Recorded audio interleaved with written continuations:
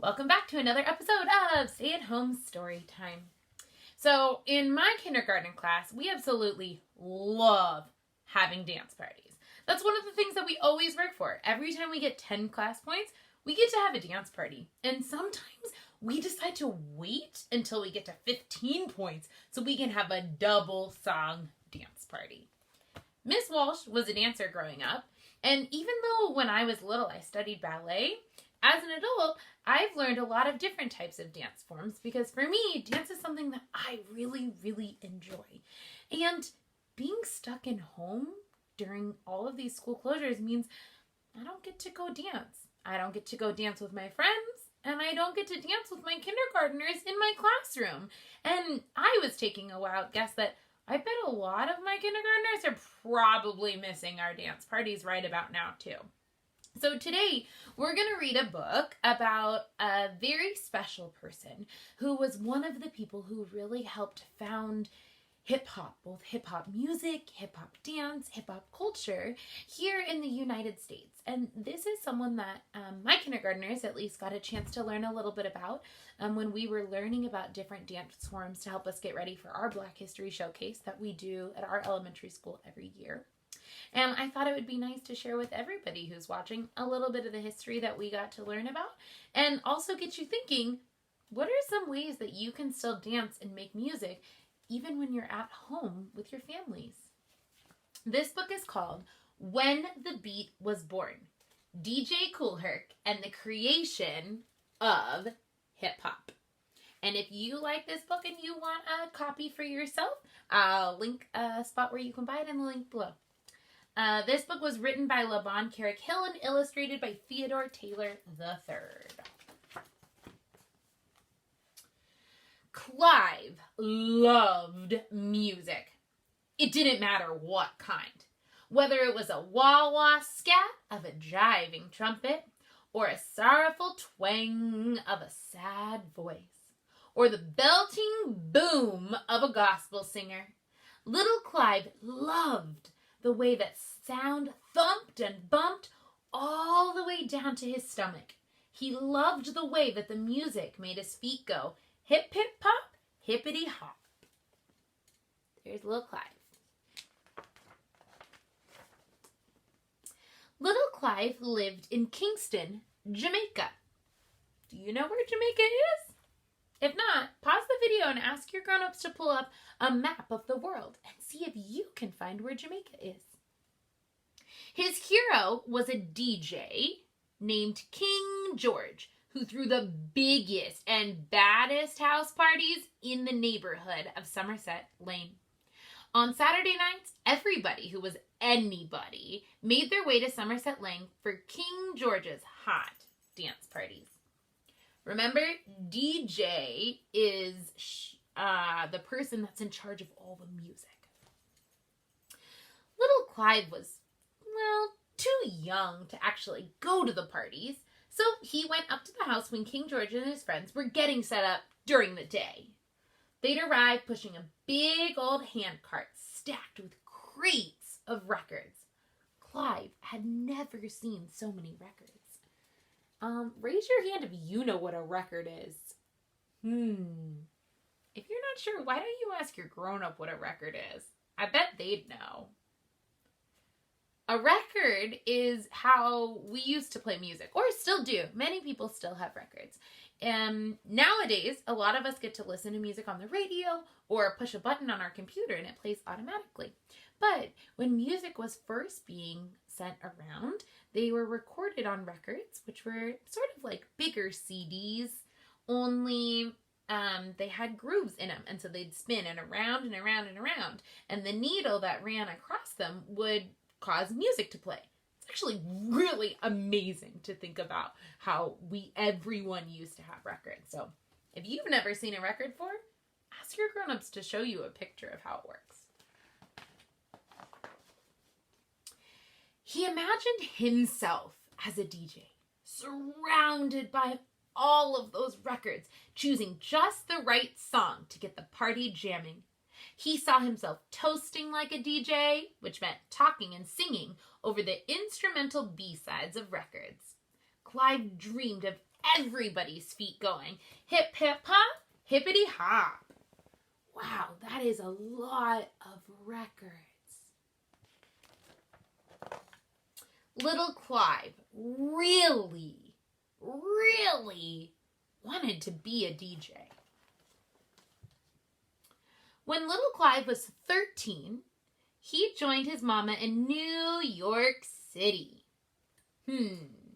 All my kindergartners, can you think of any other famous dancers that we learned about who lived in New York City or moved to New York City?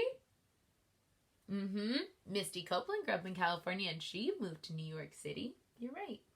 And Savion Glover grew up in New Jersey, but he lived in New York City a lot too. Clive wasn't sure that he liked his new neighborhood in the Bronx.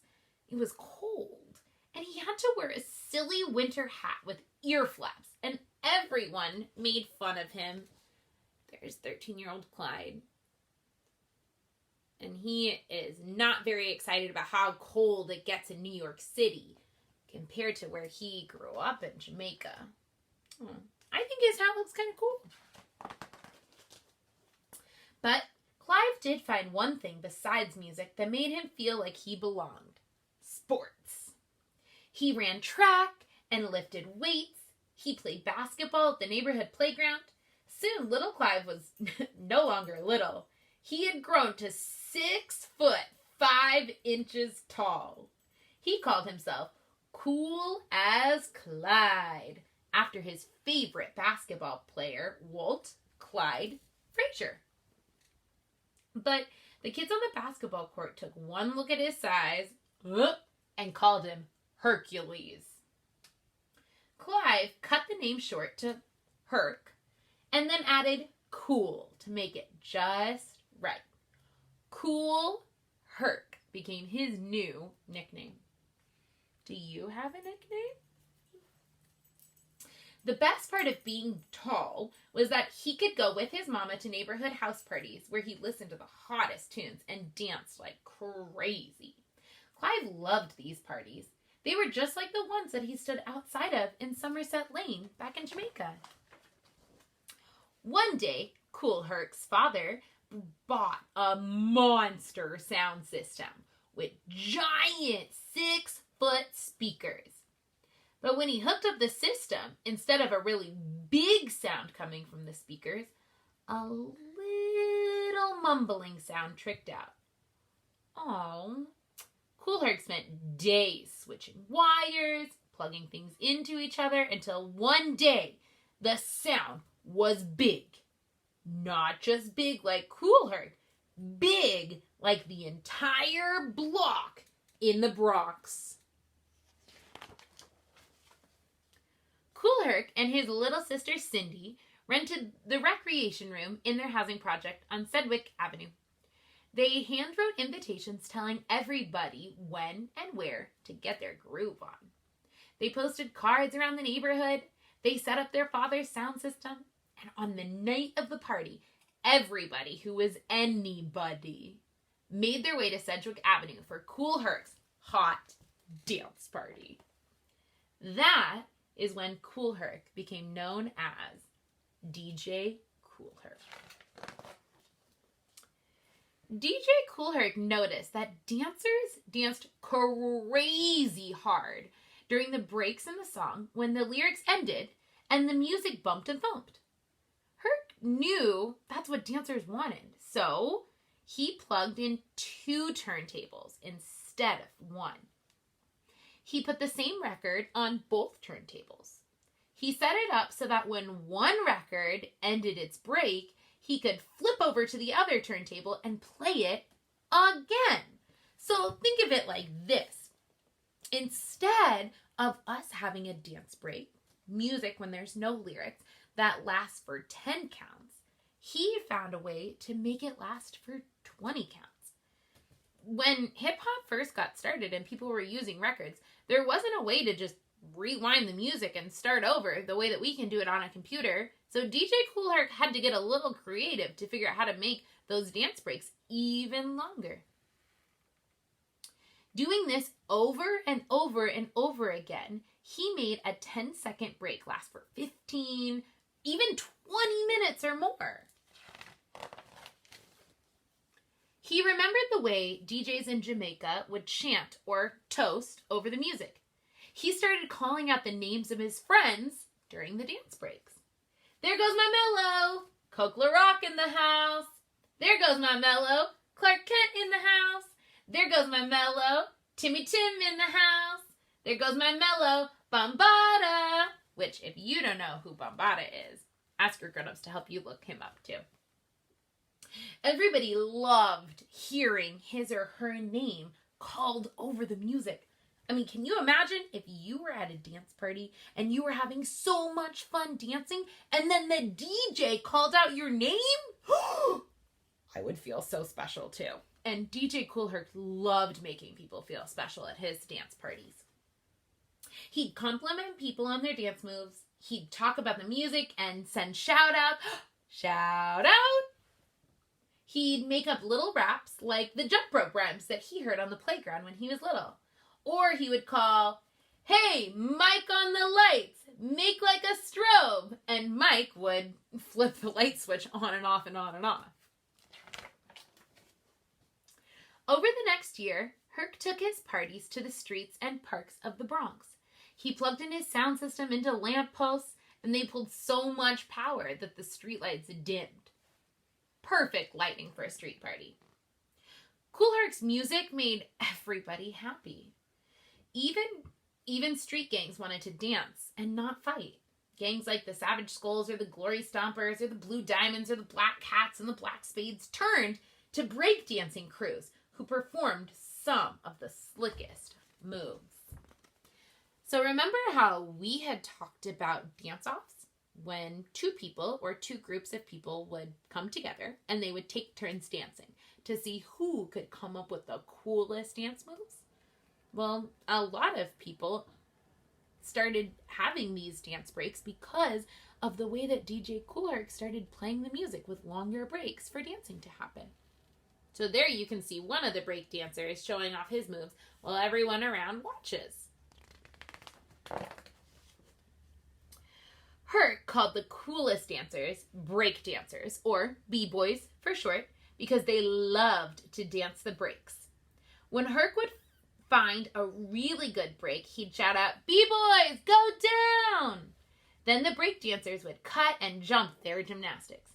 "Hey, check this out! The top rock, the down rock, the windmill, the turtle, and the one-handed handstand freeze." Whoa, those look cool. You know what some of those dance moves remind me of? There was a dancer that we watched a video of, and we didn't get to learn very much about him, but we watched a video of him dancing, and a lot of times he danced with a partner, and they did crazy flips, and he threw his partner over his head. Do you remember who it was? Frankie Manning, who is a famous swing dancer. Some of these moves kind of remind me of some of the moves that he used to do, except instead of just doing them in the air, the B-boys are doing these low to the ground. Oh my gosh, that's crazy. I don't think I could balance that well without falling over. Herc gathered a crew of friends to rap behind his DJing. He invited Coke LaRock, a Jamaican friend, to rap. He called him the Master of Ceremonies, or MC for short. Coke knew all about toasting like Jamaican DJs. He was the first of Herc's crew of MCs called the Hercleodes. Herc would introduce them with a rap. "You rock and you don't stop, and this is the sounds of DJ Kool Herc and the sound system you're listening to is what we call the Hercleodes."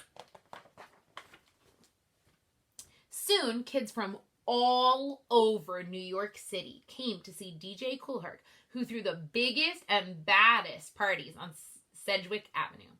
Africa Bambaataa, Grandmaster Flash, Jazzy Jeff, and dozens of others all wanted to be DJs just like DJ Kool Herc. There's no story that can't be told. There's no horse that can't be rode. And no bull can't be stopped, and ain't a disco we can't rock. Herc, Herc, who's the man with a master plan? From the land of Gracie Grace, Herc, Herc, they would chant. Herc didn't just rock the block. He put the hip, hip, hop, hippity hop into the world's heartbeat. So I want you to think, when DJ Kool Herc was little, he knew that he loved music. And he knew that one day he wanted to be able to share music with everybody else. And so as he got older, he found a way to take music that already existed in the world and make it his own. So while you're stuck at home, I wonder if you can find a way to make some music of your own. Are you making music because you like the way it sounds? Are you making music because you like that you can dance to it? Do you want to make your music slow and soft? Do you want to make your music quick and fast? I don't know. Give it a try and let me know how it goes. Until next time.